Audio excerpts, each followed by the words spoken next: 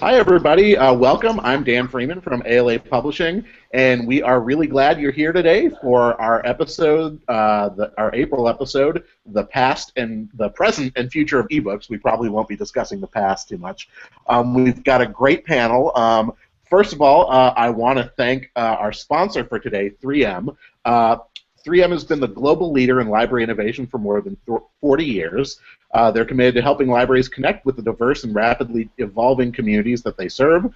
3M's digital lending, security, and productivity solutions give librarians the flexibility to spend time doing what they do best, helping people. Visit them on the web at 3m.com/us/library or follow them on Twitter at 3M Library and on Facebook. To take a look at some of the great products and services they have to offer.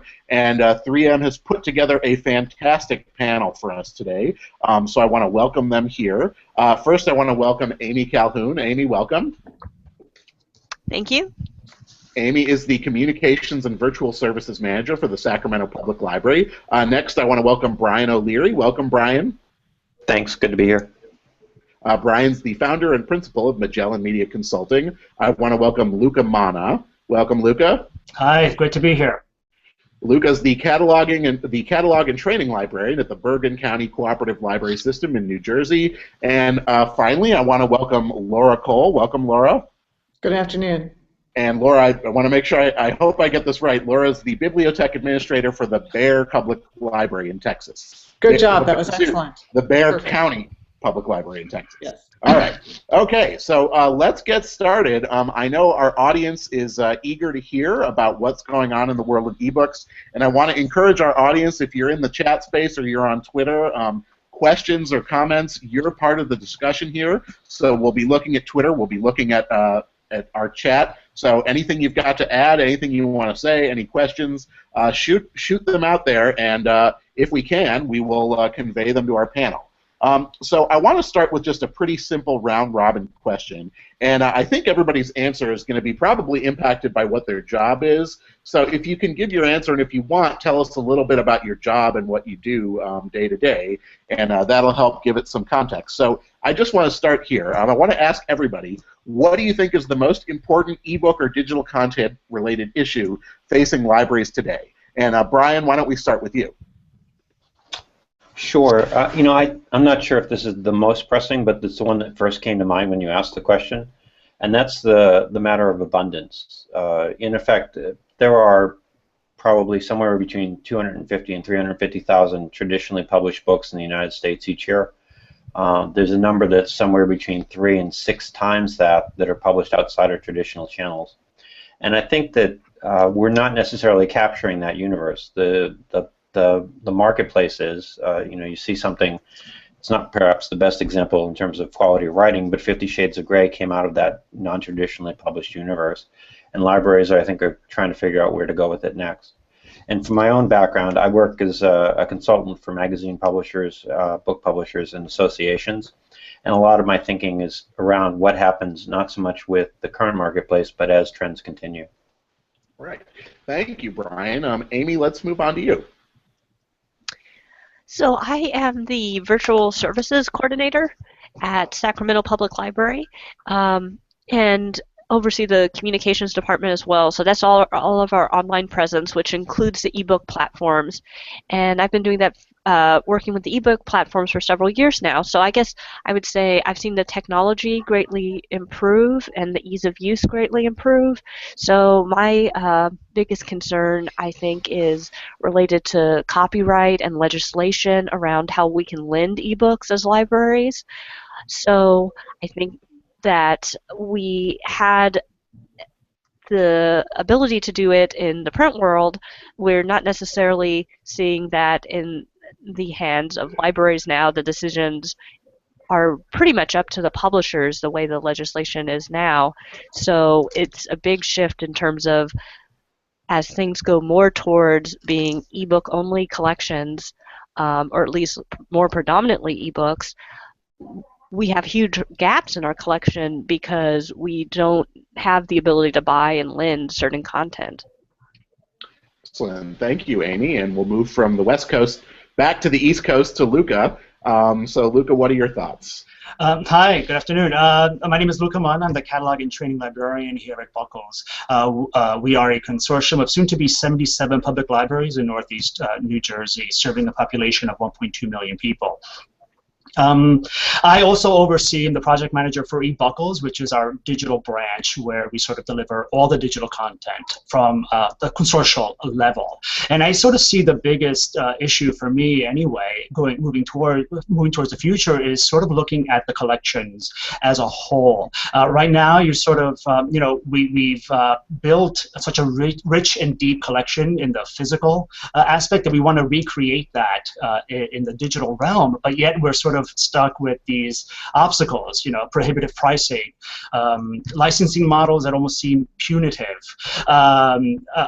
vendors that are providing quantity but not sort of quality. So it's just looking at how we can move forward, since we have embraced the digital content as part of our collections, but also see how we can build collections that can be sustained and have value, long-term value, beyond simply your transient bestsellers or popular content. All right, thanks, Luca. And Laura, I promise you're not going to be last every time. That's okay. Let's move on to you. That's actually good being last, because then I don't have to repeat all these comments that other people have made. I'm the bibliothèque administrator. Bibliotech is the first all-digital public library in the United States. We started as digital we started a public library that was digital from the ground up. So a lot of these issues that are sort of pressing for other libraries take on a whole new level of urgency for us, because we don't have print content. All our content is digital, so these things are really sort of imperatives for us. And one of those things that I see is sort of piggybacking on what Brian said about abundance. What I would like to see, as the administrator, I'm actually charged with sort of making bibliotech run, is ensuring that we can provide a sustainable and profitable model for publishers so that they are more willing to provide us with content or to engage in discussion about how their content is going to be available.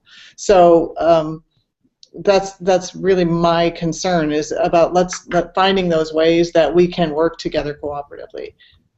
All right, thank you, Laura. I want to move on to another fairly general question here, but we've seen this debate over the past few years between librarians who discuss our role in ebooks in sort of a passive way, saying how do we respond to changes in the market, but then on the other hand, there's been sort of an uproar, and there have been a lot of people who've said, no, we need to discuss this in an active way and turn the question on its head and ask, how can libraries and librarians shape the world of digital content? So I want to ask you that question. And I know there are different, answers at different levels. So let's talk about, depending on your job, I'm sure that's going to influence your answer, how libraries can shape the world of digital content at the consortial level, at the individual level, individual libraries, and even individual librarians. So Laura, why don't we start with you? Well, what I'd really like to see is sort of a coalition formed so that we really can direct the flow of this information. And one of the things that's come up for us recently is, there are no best practices really when it comes to digital librarianship. There is not that set of standards. I think that we could benefit from that, especially those of us that are entirely digital.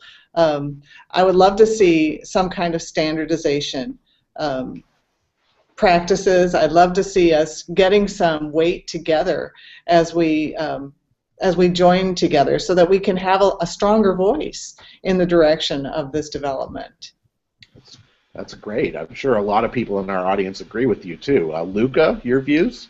Well, it's sort of building that voice, sort of collective bargaining. I have 77 libraries in my consortium. There's a lot of buying power behind that, but it isn't just so much about being the customer that buys the content. I mean, we purchase a lot of physical items and also digital, but it's sort of librarians getting together and owning the fact that we are vital to the publishers, at least, or all content providers, their business model. I mean, we build an audience, we foster literacy, we're building a fan base for their authors, and it's just sort of getting the data that can support the claims that what, you should sell to us. As a consortium, I still can't purchase Hachette titles. That's absurd.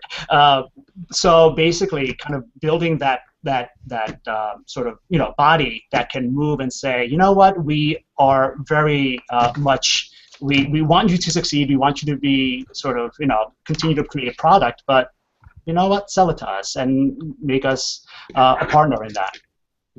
Well, Brian, I think this is a great place to get your input since you work more with publishers. So what's your view? Well, it's interesting because I was actually asked a couple of years ago by the Canadian Urban Library Consortium to talk to them about the impact of abundance on business models overall and how they should think. At the time, they were working actually as a consortium along lines of what you just heard about Bergen County to create a more uniform bargaining effort for the acquisition of digital content in Canadian urban libraries. They represented a significant share of the overall purchase within Canada. And I think that they're an example of how that kind of consortium approach can be really, really successful.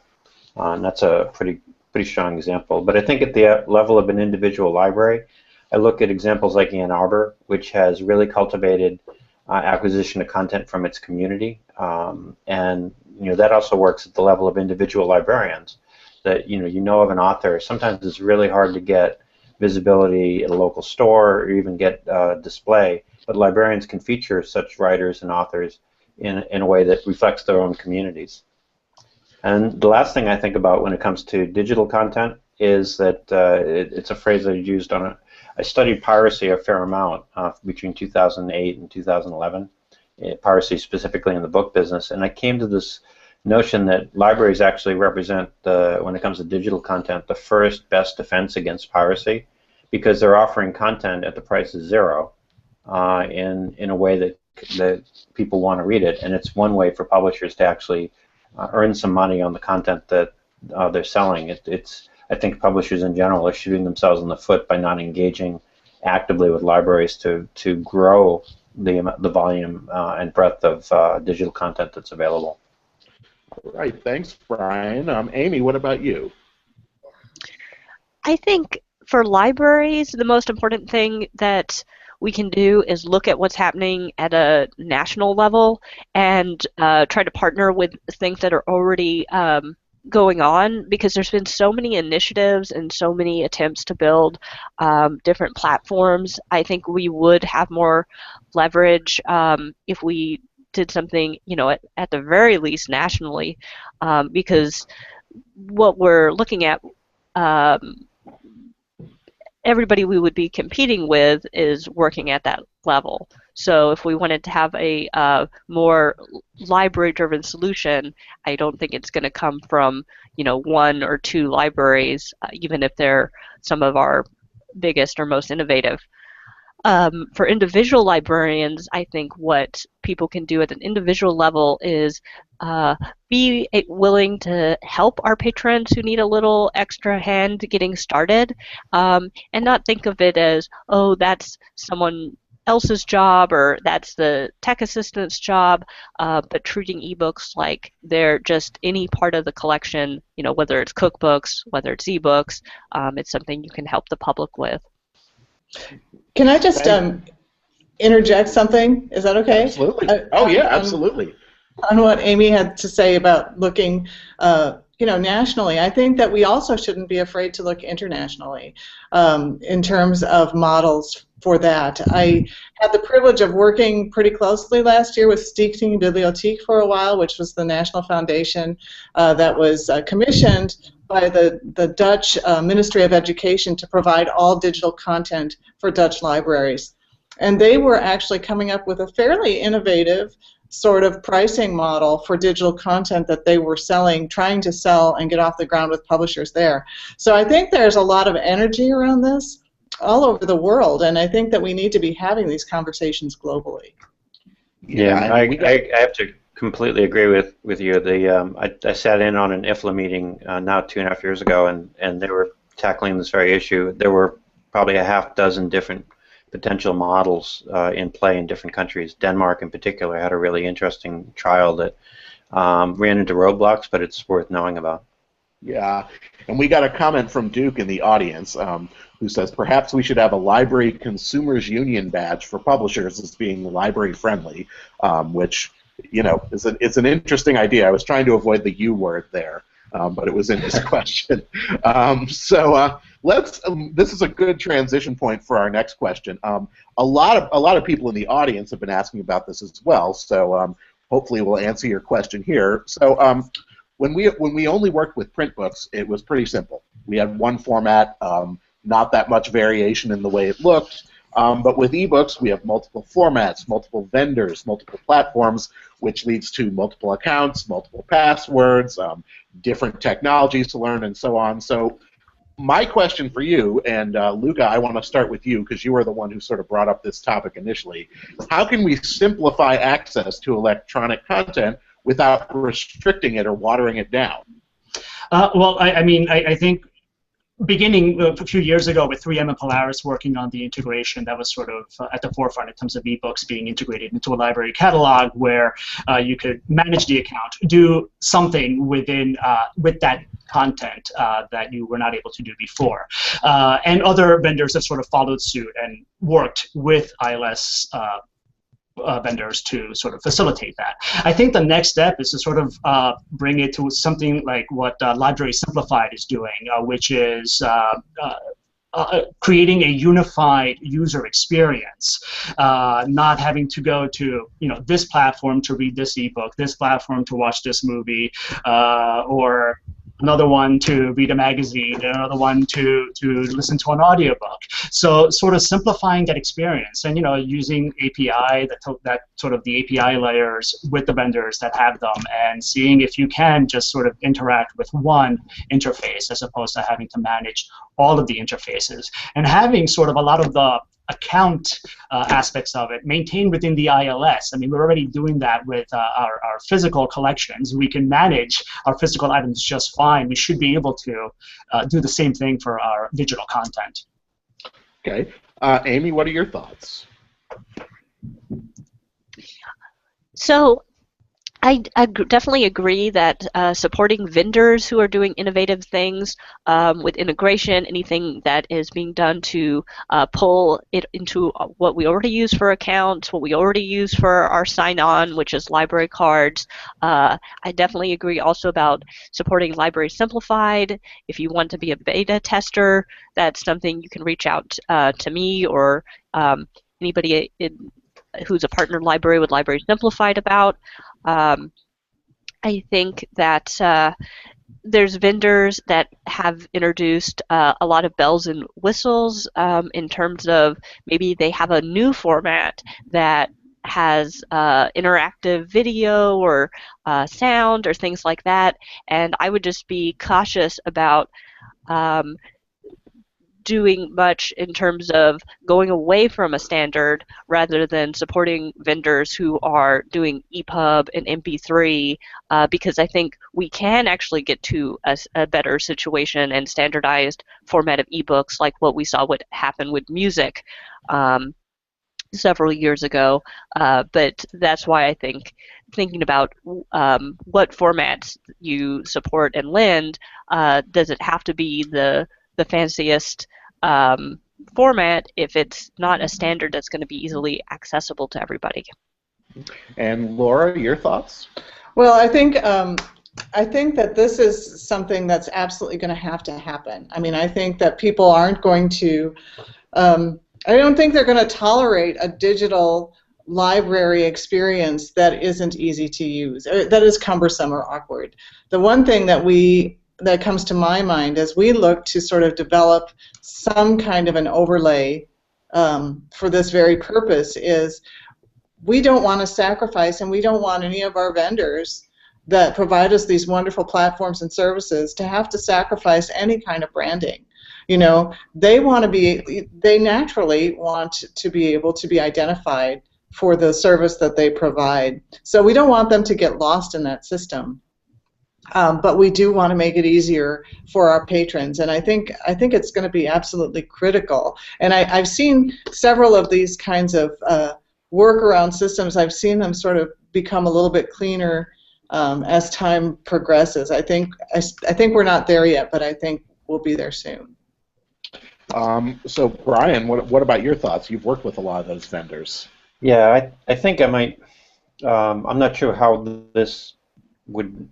libraries would tackle this, but I think that the thing that's underlying a lot of the problems that we face at the level of content consumption for the library starts with the proprietary DRM schemes that companies like Amazon and Barnes & Noble have implemented for their reading systems. And publishers have supported it because they think that piracy is a big problem. And I think that it's created just a cascade of related problems in terms of creating simple interface, simple access for content at any level, including it's also created platform lock-in so that people who are Amazon customers tend to remain Amazon customers for a long period of time. I think just libraries helping publishers look end-to-end and understand that this simple decision that seemed like a good one to make in 2006 has just cascaded and created all sorts of problems throughout the ecosystem would be really helpful. Absolutely, and this, I mean, I'm sure everybody out there in our audience knows this, that what we're describing is by no means limited to ebooks. I mean, it's a pretty common phenomenon across many different types of technology. A good example for us at ALA, for our regular webinars, we use WebEx, and today we're using Google Hangouts. We're using a different platform, which, Google Hangouts has some things we like that WebEx doesn't, and it's better for this format. But at the same time, we get emails from people saying, is this event in WebEx? And it's totally logical that they would think that. So, again, the same kind of thing. There's not much standardization when it comes to webinar platforms, live content. So let's talk about other emerging digital content forms. What can tablet and mobile devices and apps offer? What might you see coming down the road that's completely different or partially different from just the typical ebook? And Brian, I want to start with you there. Okay, well, I think that it's not that long-form reading disappears or has disappeared. There's still quite a bit of it going on. But once you get onto screens, there's at least the opportunity to consume content in chunks, in much smaller, in articles if it's a periodical, etc. And I think that the thing that we're not really organized with, particularly for publishers, is effectively disaggregating the content that we have, separate from a book or a periodical, and delivering it as readers want it. But I think that's actually a measure of relevance, and people are going to increasingly look to find things as they do on the web. It's going to be behind a paywall of some sort because the library will have bought access, either for a book or for a periodical. But it would be nice to be able to deliver the content in ways that are much more relevant to search. And Amy, as someone who works directly with the public in a large urban environment, what are your thoughts? Well, so we're seeing two really rapid areas of growth. One is, of course, the circulation of ebooks themselves has been one of our fastest growing areas the last several years. But the other is how many mobile users we have, because we can tell how many people coming to our website are on a mobile device, whether it's a tablet or our phone. And I believe that increased 20% between last year and this year. And plus there was a variety of about 150 different devices types that visited our website. So I think I would like to see the apps get a little more focused on the experience of reading. Right now the tablets are an everything device, so one thing we hear is that maybe people's concentration is affected when reading on a tablet because there's notifications, there's other things coming up. So if there was options in the app itself to block it, to say I'm in reading mode. I think that's a benefit we could see from developing for tablets and phones. The other thing is it's just really convenient, so sticking with that convenience, I think that's why I've also seen statistics that people who use e-readers read more books than people who only read print books. So I do think it's something where we want to be comfortable supporting the content and also helping people with those devices, because that's where it's going, and they're potentially great library users because they're power readers. Just a clarification too, did you mean that you've had your website's been accessed from 150 different types of devices total, or 150 different mobile devices? 150 different mobile devices. Wow, that's pretty staggering. Laura, I want to move on to you. Yeah, this is an interesting question, one that we've sort of been talking about a lot lately. One of the things that I would kind of like to see is, and this sort of piggybacks to what Amy was saying, like a tablet or something like that has all kinds of options available to you. You can do just about anything with it. I'm kind of interested in the development of a device that's really sort of more library specific, more geared to the library user, as opposed to sort of this sort of generalist kind of device. I'm not exactly sure what that would look like, because there's so much information that is relevant to library usage that is available through the internet. So I don't know. This is it's interesting to me. I'm not quite sure where we're going to go with this. Okay, Luca, how about you? I sort of look at it just a little differently than just simply the tablets and the mobile platform. I'm thinking just in terms of what we're seeing right now in ebooks is definitely not what's going to be an ebook in the future. I think right now there's just sort of manifestations of print, just another format of it. I think there will be content that can only exist in the digital realm, and I think it's kind of exciting to see what will be coming down the pike. I think there's still going to be a literary component to it. It'll still be something about reading, but I think the possibilities are sort of really open right now, and there's a lot to look forward to. So the challenge becomes, how can libraries then deliver that content to patrons when, again, you're suddenly dealing with another format or whatever form that future ebooks takes place. And I'll just inject a comment here. At ALA Editions, we offer an online course, and yes, this is somewhat of a shameless plug, but I also have some relevant information. We offer a course called the Book as iPad app, which is taught by Nicole Hennig, who used to be at MIT, and now she's a consultant. And when we initially acquired that course, I was the one who was sort of skeptical, because I sort of thought, this is really cool, but I think, this is just too out there in the future. People are still trying to get a handle on, simple ebooks. And the course became incredibly popular. So it was really, really encouraging to see not only that, the information is out there and these things are emerging, but also that librarians are eager to learn about it. So I think everybody out there, you're doing the right thing. Just keep learning and, keep getting familiar and keep looking down the road. I was just going to say, before you move on to the next one, Laura's observation about finding a more a customized interface or customized device. There are companies like Kobo that have actually introduced kind of high-end readers for the frequent or heavy user. They sometimes get ridiculed for it because people say, well, what is it really worth spending extra money on this? But I think there is potentially a market for customized experiences, and that we haven't really tapped into the UX piece of it. I mean, I think, Luca, you probably think a lot about it, but the UX or user interface component of reading digitally has not yet really been sussed out. And I can't help but think that 5 years from now, the way we receive that information, the way we receive digital content, is going to look different than it does now. I mean, I don't know what that is the thing. I'm not that much of a technology brain to be able to predict that, but I think that we need to be looking in that direction. Absolutely. I agree. Yeah, and I just want to encourage our audience, if anyone has any questions about this, anything to chime in, You can comment on Twitter, you can comment in the chat space. We really do want to hear from you. We want to work your points into discussion. And I want to move on to a topic that I know is very important to every librarian, so I know everybody in our audience is waiting to hear about this, and that's privacy. And our question is, on this specific topic, and we can move on, we can talk about different aspects of privacy, but obviously privacy is a big commitment for librarians. It's a very important part of what we do. And there are major challenges with privacy and digital devices.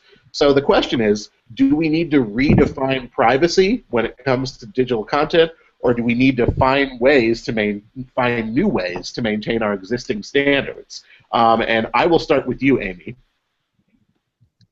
Well, I think that we need to find new ways to work with our existing standards, because I think that technology, I don't think it's a technology issue. It's more of an issue of what, there's a lot of data there that can potentially be collected, and it can be useful data, but just because that opportunity is there doesn't mean that we don't need to still be concerned about privacy and thinking about protecting those standards, especially when we start bringing in third parties like Amazon. So I think it can be developed. We don't have a lot of leverage right now, but I don't think that means it's something we shouldn't be working towards. Brian, how about you? A couple of years ago, Doc Searle's book, The Intention Economy, tackled this, not specific to libraries, but the question of privacy and where information might move.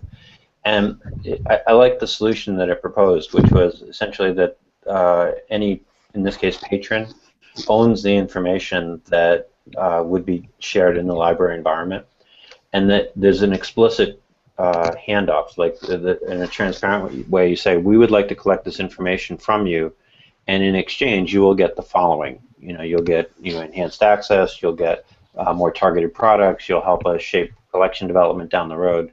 You pick the outcome that's appropriate for that, and then the user can say yay or nay. And within that, I think one of the things we lack in a lot of the this is not specific to libraries, but for a lot of the data collection that goes on, is that the exchange is buried in terms of service that are sometimes thousands of words long. This is not true specifically of libraries, but I think if we can find a way to make it clear that where we're collecting information, it's for a purpose, and you can agree or disagree with that purpose, it'll be a lot easier to manage. Do you know of anywhere in the library world or anywhere else where that kind of system is actually has been actively put in place? Yeah, I've not seen it in the library world. I mean, a lot of what Doc Searles was kicking around came out of the MIT and the Media Lab and the work that they were doing to try and essentially it's a combination of both transparency when it comes to privacy as well as the Internet of Things. So I guess my refrigerator gets to know what I'm hungry for, but you don't.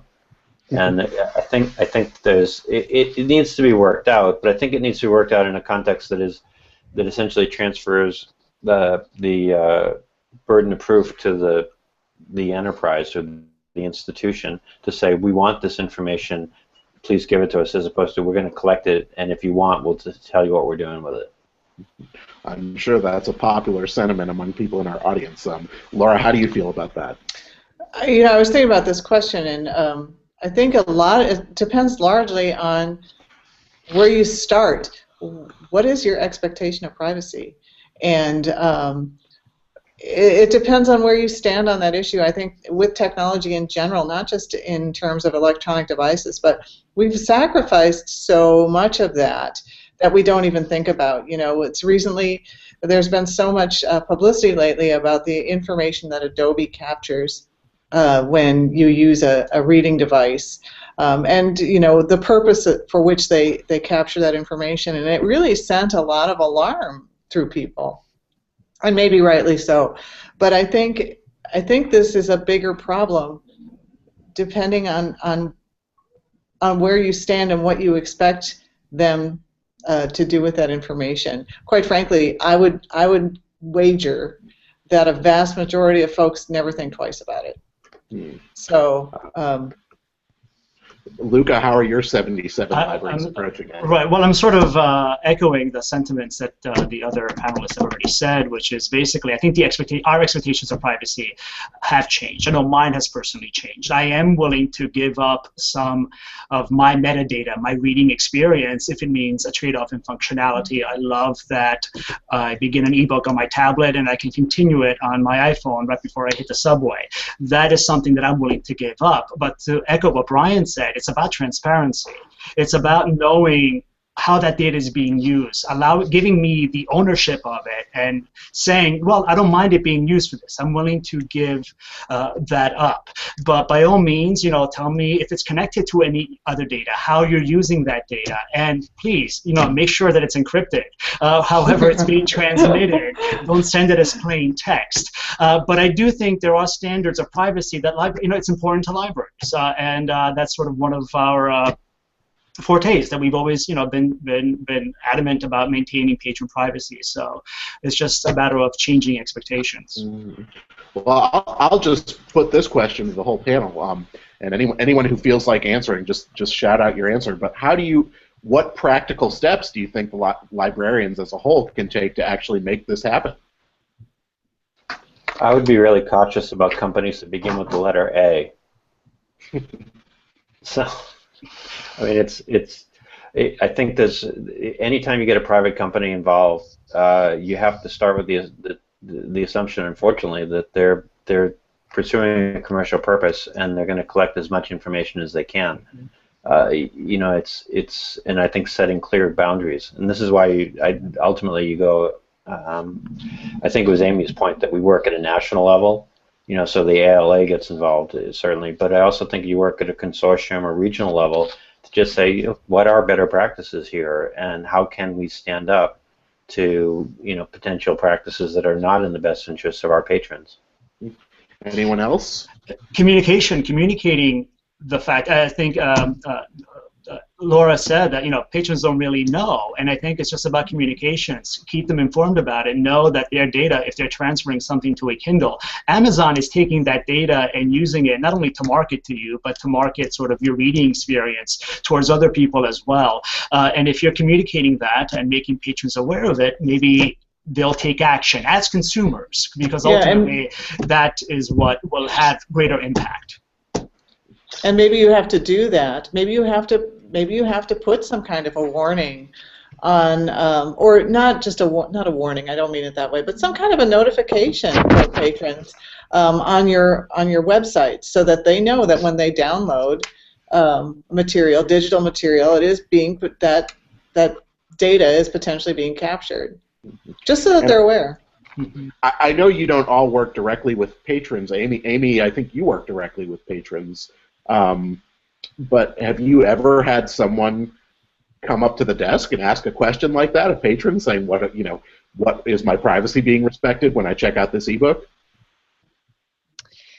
We've certainly had emails about it, so I wouldn't say it's the common factor of just anybody walking in. It's not going to happen every day, but there are people who have enough awareness of that kind of thing that they notice when there's news about Adobe. They contact the library to say, well, so how does this apply? So I do think the transparency is a really big step, letting people know their options. So for the people who are really concerned, I think Laura's right. We really are moving away from, there's generations who are totally fine with sharing everything and everything being public. But for people who really value privacy, I think as a library it's our responsibility to at least give them venues for that. Mm-hmm. Anyone else have any thoughts? Well, I was at BookNet Canada's Tech Forum last month and heard a presentation. It happened to be from Kobo, but this is the kind of information that any ebook platform can collect. They knew not only the books that were downloaded, but whether or not they've been opened, read to any extent, how far on average, and as well as in individual cases, how far a reader had gotten, how often, how many sessions they took to, for example, complete a book, where they typically abandon it. It goes on, the list goes on. And in and of itself, I don't think that the collection of that data is sinister, and I think in aggregate it might be useful for publishers in some format. But you know, it is. I mean, we see this in a variety of different instances. There's a digital footprint here that doesn't go away, and I'm not sure we even fully understand what that footprint looks like just yet. So it could be a flashpoint issue. Privacy in general. You don't care about it until the thing comes. I think about this with respect to proprietary formats. It's not a big issue if you're comfortable living within the, for example, the Amazon ecosystem. But suppose one day, tomorrow, Amazon says, well, you know, this business was never that good for us, so we're out of here. I mean, it's then an entire library, a history of reading disappears. So. I wanted to bring in an audience question here. We've had some questions about the e-textbook revolution that was predicted that hasn't happened yet. And I know we don't have any academic librarians on the panel, but you know, we have people asking questions about what, you know, it seems like e-textbooks thus far they just haven't really taken the way people predicted. I mean, I remember 5 years ago people were saying, oh, you know, students aren't going to have backpacks anymore, they're just going to have a Kindle, and that definitely hasn't happened yet. So I'm just wondering, why do you think that is? Why do you think e-textbooks aren't more popular? Laura, why don't we start with you? Well, I have to tell you, I am a recent graduate of a graduate program. I've got a daughter in college, and textbooks are just ghastly expensive. Bottom line, they're ghastly expensive, and there's lots of ways that people can continue to make money off of traditional textbooks, provided they can give you a new edition every time you sort of update 3 words in a chapter.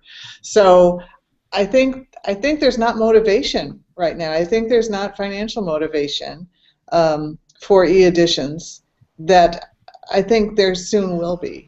I still think it's coming.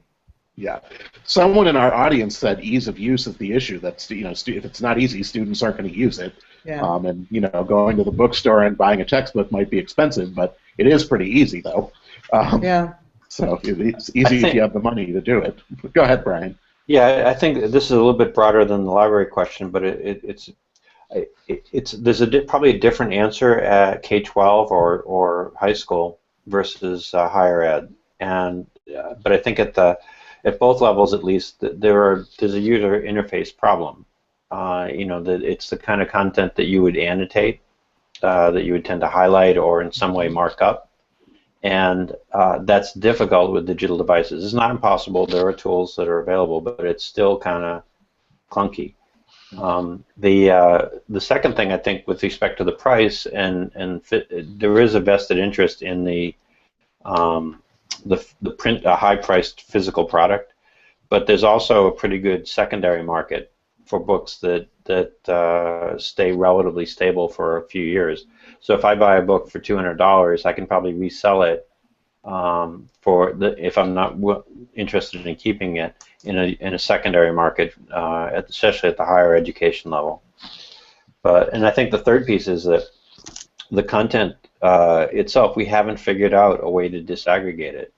You know, we haven't figured out a way to take a textbook which covers everything, and this is particularly true at the secondary level, and deliver it in components that make sense for an audience. And so we're still kind of stuck with physical objects rather than digital ones.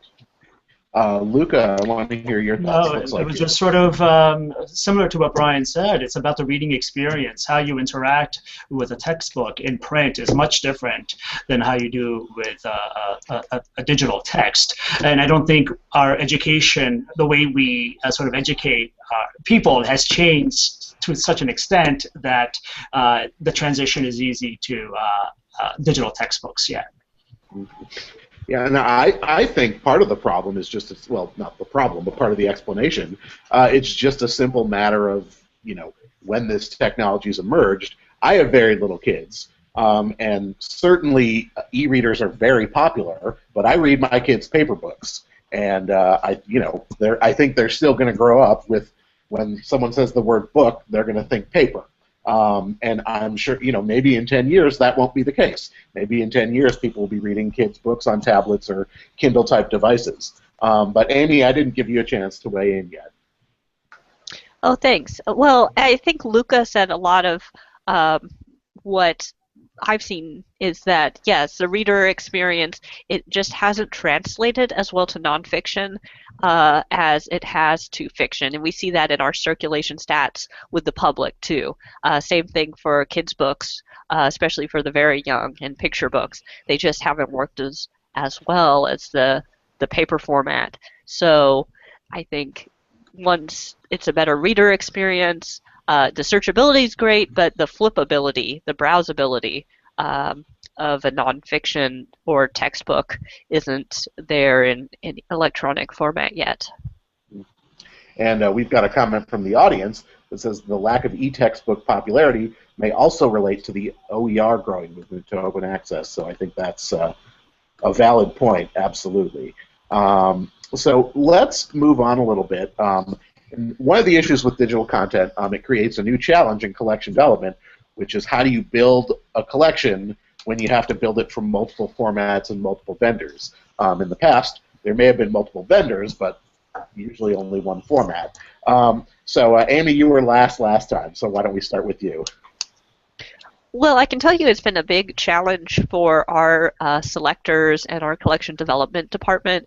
And it's not just the formats, it's the variety of licensing too. So you have things expiring at different times. And I think Laura mentioned that there's not a great set of best practices yet of how to deal with expiring content because everybody's hitting it new at the same time. So I'm less concerned about the format than maybe the variety of licenses. I do appreciate that publishers are willing to try different models though, and because I do want them to see that the library can be a profitable market. And I really like what Brian said about we're the best defense against piracy, because really people who come to the library are looking to get something legitimately. So I think we probably do need to give feedback as much as possible to the vendors, as well as much as we can give the same feedback, so that we're coordinating what we give to them. Because I know there's a lot of contrast in terms of, oh, well, this library asked for this feature, but you're saying you want the exact opposite feature. Mm-hmm. So it's a challenge, but we'll have more leverage if we were kind of agreed on what would be the best setup for dealing with acquisitions, formats, replacements, high holds. Thanks, Amy. And Luca, you're in addition to dealing with this challenge of multiple formats, multiple vendors, you also have 77 libraries in your consortium, so right. That adds another layer of complexity. It is. I mean, we do have centralized acquisition for our e-content, so the libraries aren't selecting. We don't have 200 copies of Gone Girl. We have a handful, enough to manage what we need. But just as Amy said, it's the licensing.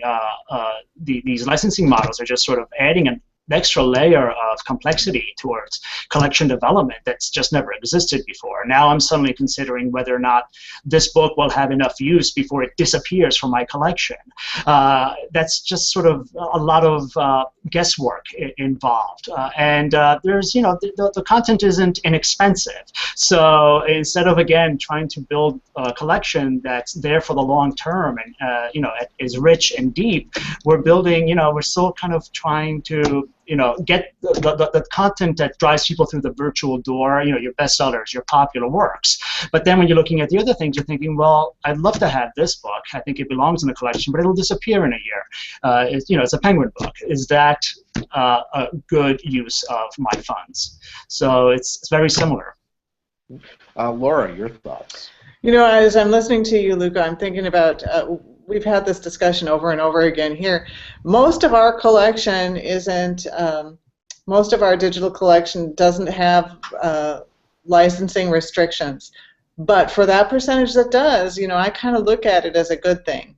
because it's a small enough percentage of our collection that we can really determine, we can really take a look at it and decide if it's a good use of our funding. If it's not been circulated, if it's not being read, I don't really want it in the collection. I'd rather use the money and find something else. So again, it doesn't take up space in the way that a physical book would, but it really does sort of take up budget money so that we could be redirecting. So because that expiring content or that license restricted content does make up a smaller portion of our collection, I kind of look at that as value. If it were bigger, I would have a different opinion about it. But then again, if I had physical books to worry about, I'd have to worry about damage to those books. I'd have to worry about the same concerns, but on a physical level. So, you know, it's kind of a 6 of one, half a dozen of the other situation. We've got the same kinds of concerns, but they're just not physical. Brian, any thoughts? Yeah, I think one thing that publishers and libraries could do better together in this area is kind of create a boxes to experiment. You know, like if you think about patron-driven acquisition, it has a potential of value in that we don't really know where demand's going or how long the books are going to be in demand. But we also don't want to commit to PDA if, you know, essentially could break the budget. If all of a sudden, you know, many books that, you know, on the third read you had to buy it, for example, that people would, you know, many libraries would be afraid reasonably that they couldn't predict what their acquisition costs were going to be. So kind of bracketing that in some way so that publishers and libraries work together in controlled experiments. So we'll say we'll do this for a year and you'll spend no more than X, and we'll reevaluate it at the end of that time would be really helpful. The second thing I thought when we were thinking about this as a question, one thing that might be interesting for libraries to learn from is from the used book market, because they need to make decisions a lot of the time on what books have legs. And so you know, going back to Luca's observation that, you know, Gone Girl might be really big right now, or was really big last year, but it's not. People aren't going to necessarily look for it a year and a half from now. So if you go into the used book market, they're not acquiring Gone Girl. You know, they're acquiring other things that they know are going to have legs based upon some criteria that they've worked out over time. So that might be a good lesson for us to take a look at. All right, thanks. And as we get ready to close, I want to talk about a different side of this issue, and that's digital decay. And I know most of you out there in our audience have probably weeded books from a collection at some point. I know when I used to do it, I thought of it as, I mean, when I hear weeding, I think of it as a physical act. But that's obviously not the case with digital content. So my question for you is, how do we weed digital content? What should be our standards for doing that? And we'll start with you, Amy. It is something we have just started looking at, and I guess my priority is any nonfiction content that's out of date.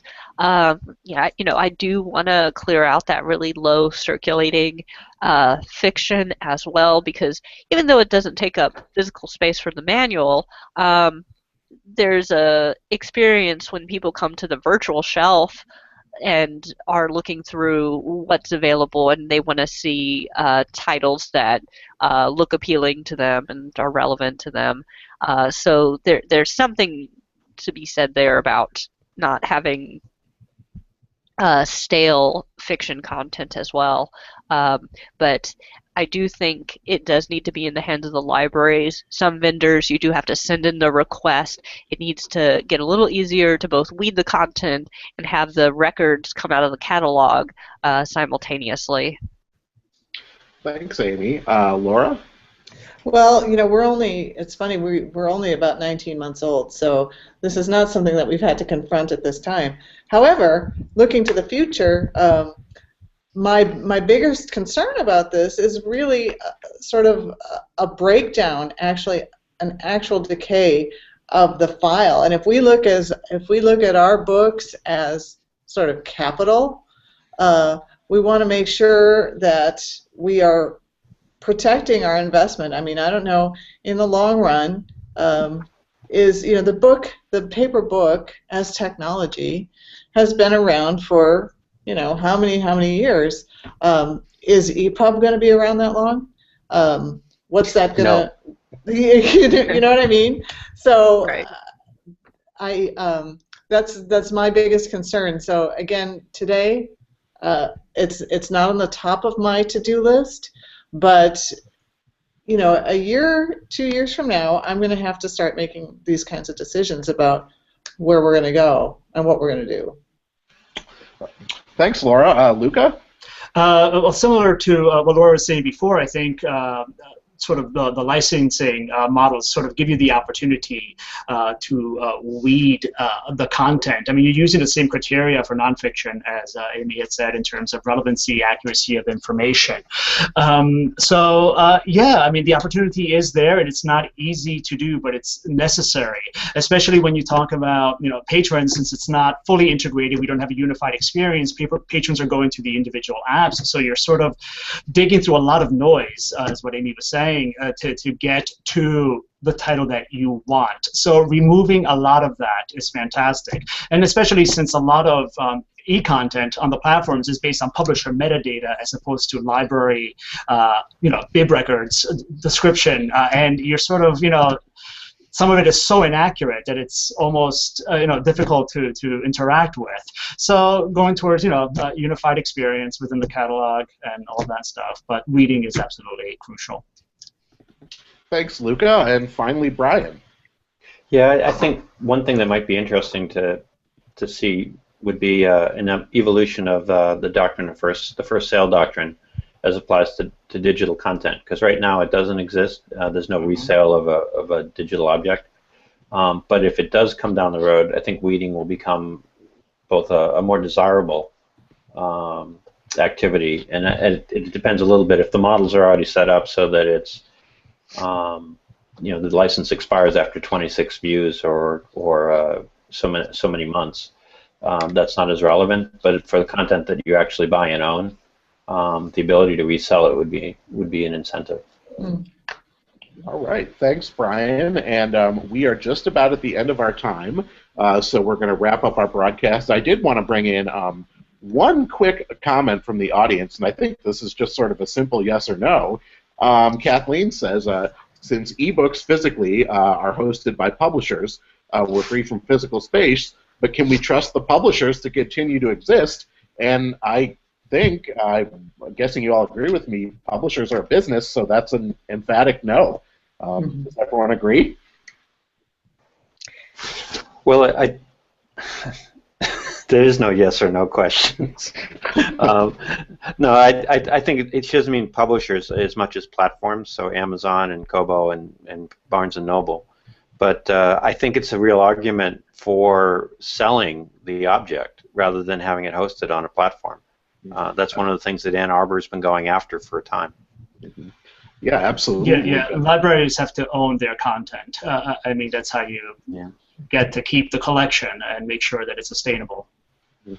Yeah, I mean, I guess my point was in terms of publishers existing, we can't do anything to control whether or not they run their business profitably, or if Google buys them out to neutralize competition or whatever it might be. So no, we can't really trust that they'll continue to exist. So on that note, I think we will wrap up. So I want to thank everybody, our panel and our audience, for our participation. Amy, Brian, Laura, and Luca, this has been fantastic. You guys have been wonderful. Thank you to our audience for their comments, and big thank you to 3M for their sponsorship and helping to make this possible for today. Next month, we're going to be talking about integrated library systems with Marshall Breeding, so we hope you'll join us for that broadcast. And we're going to sign off for today. So thank you all very much.